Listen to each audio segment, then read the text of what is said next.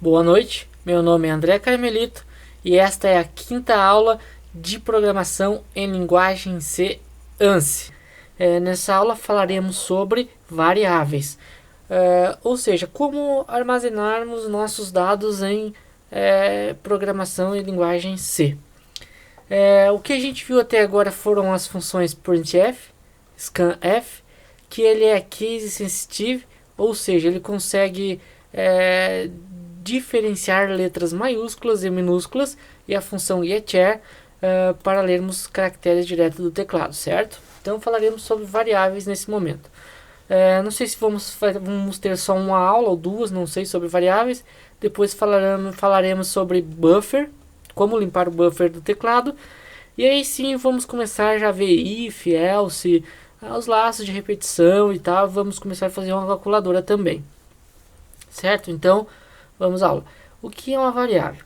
Variável é um espaço na memória que ele reserva para armazenarmos uma informação no decorrer do programa, em termos de execução, ou uma variável vai se manter constante, que a gente já pode iniciar ela com um valor X e não ser preciso alterar. Então a gente pode ou não alterar esses valores.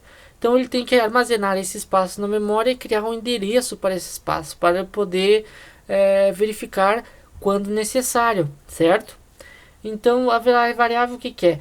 Nada mais é que um espaço reservado na memória do computador para armazenar tipos de dados determinados, e esse dado pode ou não ser alterado dependendo da situação.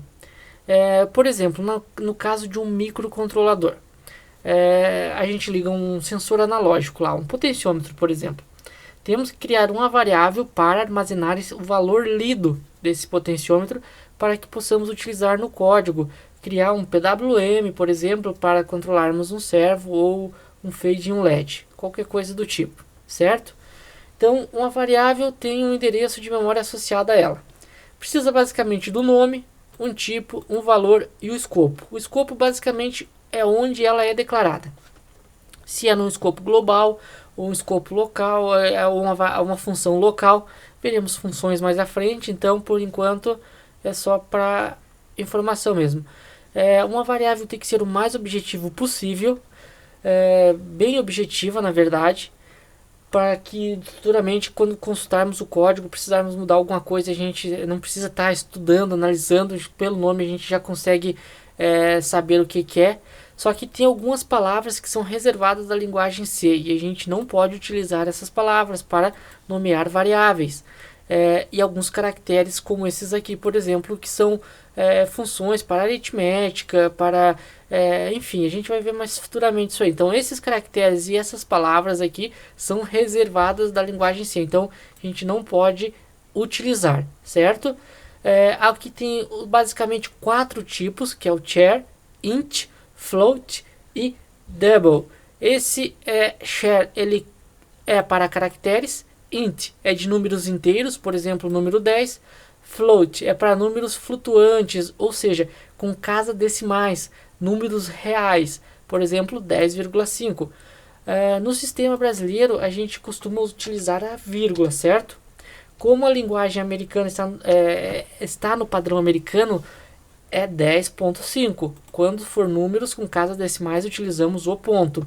E double é o dobro, ou seja, o dobro de float, certo? Aqui eu fiz assim, ó, algumas informações relevantes ao tamanho, tipo o tipo char. Então ele consome 1 byte de memória, ou seja, 8 bits. A faixa de menos 127 a mais 127. Int são 4 bytes, 32 bits.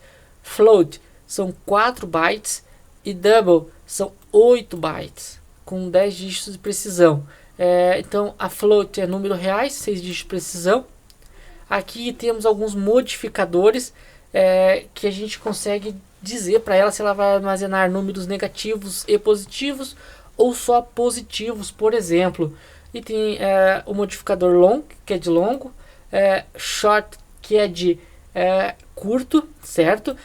Unsigned, que é não assinado, e esse aqui, ó, sign, é assinado, certo? Então aqui eu fiz uns exemplos, ó, por exemplo, signed char ela consome 1 byte também e vai de menos 127 a 127. Esses são os valores que podemos armazenar nessa variável.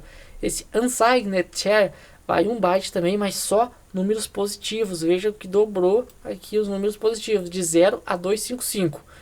E aqui é de menos 127 a 127. Mesma coisa vale para a variável int, certo? Aqui temos uma short int, que é uma variável curta, ela já consome 2 bytes, a metade da variável int normal, certo? Só que veja bem, então a variável int aqui ela vai de menos 2.147.483.354 a 2.147.483.647.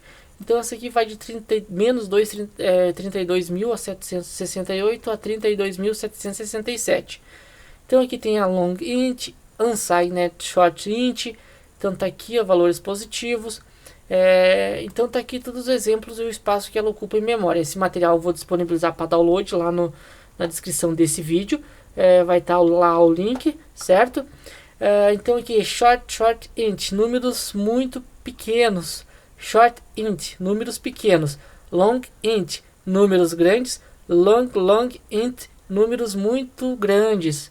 E temos também aqui short int, números muito pequenos, 1 byte, que é de menos 256 até 257.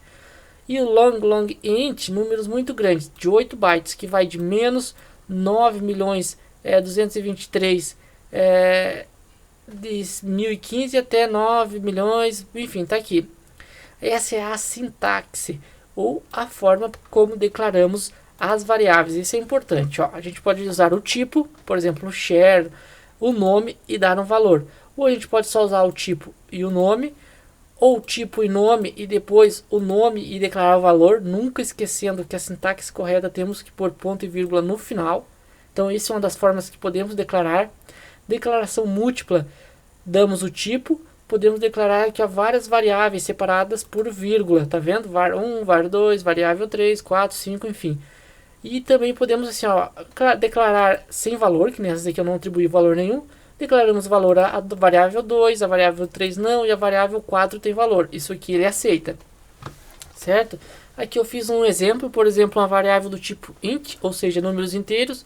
Dei o nome de anos de idade, certo? E recebe o valor 0. Um outro tipo float, juros, e recebe o valor 1.38. Double recebe o pi, aqui o pi de forma bem reduzida, 3.1415. Uma variável do tipo char com nome de caractere e uma variável char com nome de nome. Entre esses colchetes eu arrumei 30. Depois a gente vai ver a diferença entre um caractere e receber mais de um caractere, que seria uma string, como a gente fazia a leitura de strings, certo? Então aqui eu fiz uma observação aqui, ó, valor inicial das variáveis. Se a declaração já apresenta um valor inicial, por exemplo aqui, ó, o valor 0 ou o valor 1.38, para a variável, o compilador atribui a variável antes de iniciar a execução do algoritmo. Ele vai atribuir esse valor à variável, certo? Caso contrário, a variável conterá um valor arbitrário. Ele vai atribuir o valor quando não definimos o valor, certo? É impossível de se prever qual será. Quando a execução do programa inicia, não existe um valor padrão na linguagem C para variáveis que não recebam um valor inicial já na sua declaração. Ou seja, ele vai armazenar lixo na variável que a gente não sabe que número que é, certo? Aqui então está a sintaxe de leitura da função scanf que a gente viu. O comando scanf armazena na posição de memória associada a uma variável o valor conteúdo digitado pelo usuário. Neste caso, o primeiro parâmetro do comando escrito entre as aspas duplas é formado por indicadores que determinam o tipo da variável que serão lidas. E os demais parâmetros são os nomes das variáveis, precedidos obrigatoriamente pelo símbolo E, ou seja, o E comercial, que armazenarão os valores digitados. Ele vai, por exemplo, aqui, ó, esse aqui seria a sintaxe, a função scanf, o formato, que aqui poderia ser, por exemplo, %i, que seria de variável inteira, o E comercial e o nome da variável, local. Então esse local aqui ele vai transformar isso em hexadecimal e vai armazenar esse valor que digitarmos lá naquele endereço comercial. Quando lá na frente do código precisarmos utilizar, ele vai lá e busca naquele valor, naquele espaço de memória e nos traz de novo aquela informação. Então aqui tem alguns exemplos de formato da função scanf. Aqui é o símbolo de %C, ele lê um único caractere. %S lê uma cadeia de caractere, ou seja, uma string. %D é um número inteiro, certo? Aqui é %I, na verdade não é L, é I, inteiro longo. %F é um número float, certo? %F. %LF, que seria o double, ou o dobro de float. %LD ou LI para tipos long int, ou LLD ou LLI para tipos long int, ou HD ou HI para tipos short int.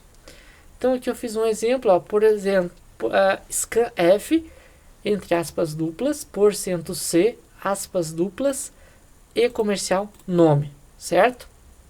Então aqui a gente sabe que ele vai armazenar nessa variável nome um caractere apenas. Então essa é a formatação. Aqui já é a sintaxe de formatação da função printf. Então o scanf ele vai escanear o que a gente digitarmos e vai jogar lá no espaço da memória que ele reservou, certo?